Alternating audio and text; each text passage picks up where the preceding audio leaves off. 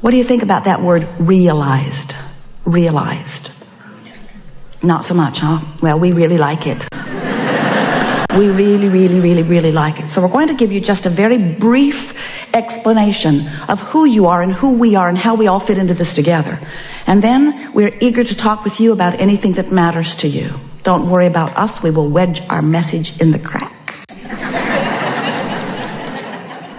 So you are vibrational beings, and you are source energy beings, and you were source energy before you came into this body. And even though you are now in this body, you are still source energy. In fact, you are still more non-physically source energy, vibrational beings than you are this flesh, blood, and bone version that you think of mostly as you. So here you are in your physical body. A part of all that you are is focused here. And as you explore the variety, just as you knew you would, in this magnificent leading edge environment, which is the leading edge of all creation, as you explore it from your personal point of view, you come to personal awarenesses and decisions of what you would prefer, how this can be better, how this can be better, the improvement in that, the improvement in that. By sifting through life, just like you planned, you know what you don't want, which causes you to know what you do want. So you are emanating signals of desire all day, every day. They are shooting out of you as vibrational offerings. We like to call them rockets of desire, because you can't help but produce them, because life causes you to focus them into being. So you launch a rocket. Maybe you don't have enough money, and so you launch a rocket, and then another and another and another and another. I want more money. I want more money. I want more prosperity. I want more freedom to do as I want to do. You're launching that rocket over and over and over and over. And every time you do, that vibrational rocket, that vibrational intention, that vibrational becoming is received by that non-physical part of you. That non-physical part of you, we are gesturing like this because that non-physical part of you immediately becomes the vibrational equivalent of your desire. More prosperity now that you have just asked. More vibrational awareness and ability to be more prosperous than ever before, just now. So that vibrational version of you, we are doing this gesture because we are wanting to imitate your vortex of creation, this vibrational version of you which precedes all manifested versions. This vibrational version of you has just become more prosperous. But the question that this gathering really wants to present to you in a way that you will ponder and come to conclusions about is that while the non-physical part of you has become more prosperous as a result of your asking, what are you doing in relationship to it right here and now? And for the most part, when you launch a rocket of desire, it's from an awareness of the contrast. So you are most likely more aware of what you don't want than of what you do want, even though what you do want has just become focused upon by the source within you. It's more powerful now than it has ever been before. Now you can tell by the way you feel whether your focused thought in this moment matches that one. If it does, you feel elation, you feel excitement, you feel eagerness, you feel vibrationally up to speed with who you have really become. But if you're pensive, if you are fearful, if you are worried, if you are ornery, if you are unhappy, if you are feeling negative emotions, those negative emotions, in fact, all emotions, are your indicator of how matched you are to who you really are or how mismatched. Whether you are allowing your connection, allowing yourself to be the realizer of what you're asking for, or whether you're on some frequency that is preventing your full view of it. Because it's not that someone else is ever withholding anything from you, but you may very well be vibrationally mismatched so that you are not seeing, hearing, smelling, tasting, touching. You're missing the clues because you're vibrationally out of whack with what you set into motion, with what you ask for, you see. So we've been calling this gathering for a while the art of allowing, and it really is an art that you will nurture.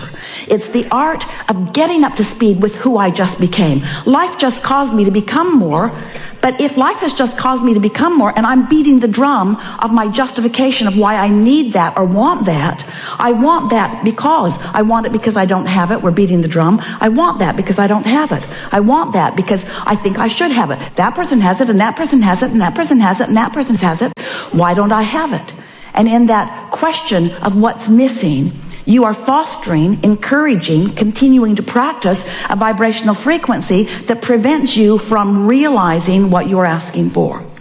So in order to make this really clear for you, in order to make this so that you can really understand how it works, because we know in your ability to translate vibration, you are so good at it. You are seeing and you are hearing and you are smelling and you are tasting and you are touching. You are so good at translating vibration, you don't even know that you are doing it.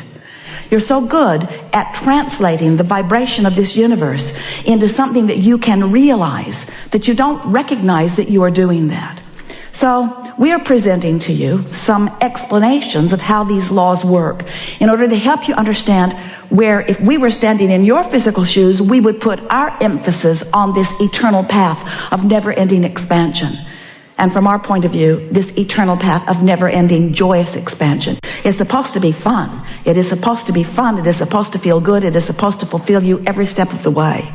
And if there is anything less than that happening, then you're pinching yourself off unnecessarily. So the contrast causes you to ask, and it becomes a vibrational reality immediately. And our physical friends say, well, that's very nice for someone, that it is now a vibrational reality. But I want that vibrational reality to become more. I want to realize it fully. I want to be able to see it and hear it and smell it and taste it and touch it. I'm happy that you're happy, Abraham, that there's a vibrational reality. But I want that vibrational reality to be more. I want the money in my bank and the lover in my bed. I want more. I want more than this vibrational reality. And we say, then all you have to do is tune yourself to the frequency of your vortex. And it's not something that you will do instantaneously. In almost every case, it is something that you do gradually. But in every case, it is absolutely something that you can do. So if you've been listening to us for a while, you've heard us go on and on about law of attraction to the point that you're sort of tired of hearing about it. But it doesn't slow us down because it matters so much. And if you've been listening to us for a while, you've been hearing us talking about the vortex and how it is vibrating at a very high frequency, and that it would be really good for you, good feeling for you, and good results for you if you could gradually and consistently raise your vibration to the frequency of what's in your vortex. Because when you're up to speed with all that you've become, you're tuned in, tapped in, turned on, you feel wonderful, things go well for you, you have good timing, you have good flexibility, life is sweet for you, and those around you benefit just being near you. So if you've been listening to us for a while, you know about this vortex stuff. But today we want to talk to you about what happens once you have launched a rocket, once we've gotten hold of it, once source energy, the likes of us, has focused upon it and brought it into a vibrational reality that is ready to manifest, ready to be realized, ready for you to actualize it into your experience, ready for you to make it the reality that you want to claim out here on this leading edge, this furthest, most expanded part of the universe where everything that is wonderful must manifest if you will only allow it in your experience. So what's the next step? Well, the next step is recognizing that while you sifted through the contrast, and while you launched the rocket, and while the rocket went where it's supposed to be, and while Source took hold of it, and while all of the cooperative components have been assembled, and while it's ready to pop into your experience, you, the creator of this wonderful thing that you put into the vortex, it's ready to pop into your experience, but you have to prepare yourself vibrationally for the revelation of it, for the realization of it. And in order to explain that in a way that you can really hear it, we're saying, so here's your vortex at this very high frequency. Imagine a cork bobbing on the surface of the water, up there where the pure vibration is. You can hold that cork under the water. You can. But when you let go of it, it's going to bob right back up there. So when you stop doing those things you do that hold your cork under the water, you'll bob right back up, and you'll be a vibrational match to that which you want. Happens every night when you sleep for a moment. It bobs up, that you grab hold of it and drag it right back down, usually, as you remember yesterday. So your cork is bobbing on the surface And when your cork is bobbing on the surface, when what you are thinking about in this moment, when what you are giving your attention to is absent of resistance, when you're not doing that thing you do that makes you feel uneasy, when you're not introducing into your vibrational frequency unwanted things. Better said, when you are in a place of allowing, when you've been meditating, when you've been praising, when you've been appreciating, when you are tuned in, tapped in, turned on, when you are in love, when you are in that high-flying, good-feeling place, when your emotions are telling you how good you are feeling, then you are a perfect vibrational match to what's in your vortex. And what's in your vortex then, through the path of least resistance, can flow easily into your experience. But the realization of it is yours. We call that your grid filling in. Humans often call it's when inspiration comes. It's when you just have that feeling about something. So the grid fills in all kinds of wonderful ways. The first evidence that you're up to speed and your grid is filling in with the contents of your vortex is you just feel wonderful. You feel good. You feel elation. You feel clear-minded. You feel inspired. An idea will flow in, and when the idea comes, you'll know it's a good one. You'll know it's a good idea. It's the grid filling in. Sometimes you want the grid to fill in, boom, you just want it right there where you can observe it. And we say, if you'll be patient and allow this natural evolution of the grid filling in, then you'll get in sync with the rhythm of life that you intended when you came forth into this physical body to begin with.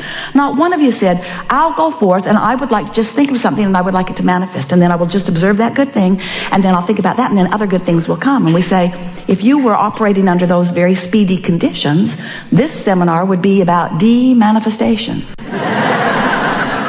Abraham, I have 500 cars.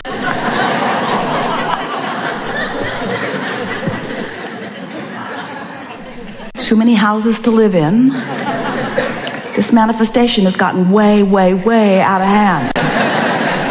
And we say, ooh, you know, the manifestation is delicious and we want for you everything that you want for you. There is no reason for you to hold back from the things that you want.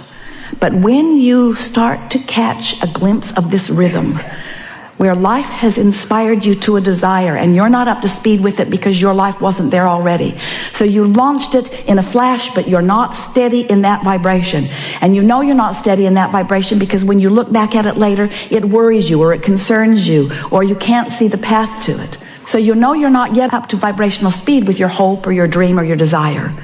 But if you know the laws of the universe as we do, if you know who you are and feel the worthiness of who you are, then you must know that you've launched the rocket. You said what you want. Source is behind you. It has become vibrationally active. It is a vibrational reality. You have only to find somehow, some way, which is what we're going to be talking about all day here today. Somehow, some way to be a vibrational match, a consistent vibrational match to who you are, who you've really become, to the things that you've asked for, you see. So when you practice that vibration for a while, it gets easier and easier, doesn't it? And as you practice that vibration, then your grid begins to fill in. And you are there in full resonance and awareness of the grid filling in. So when the idea comes, your feeling to act on it is right there. When the grid fills in, you're in the right place at the right time, you see. There are a lot of people who want to fill in their own grid. In other words, they want to be the creator of their own experience, and they want to do it through action. And we want to say to you that your action is a pleasant way to enjoy the deliciousness of your time-space reality, but it is not the path to the creation that you seek. Vibrational alignment is use your action to enjoy what you've created.